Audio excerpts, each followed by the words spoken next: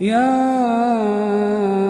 أيها الناس إن وعد الله حق فلا تغرنكم الحياة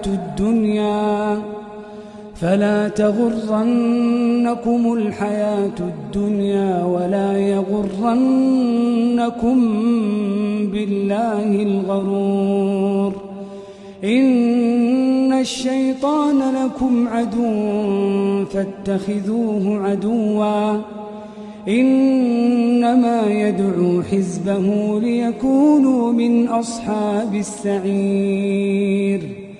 الذين كفروا لهم عذاب شديد والذين آمنوا وعملوا الصالحات لهم مغفرة وأجر كبير.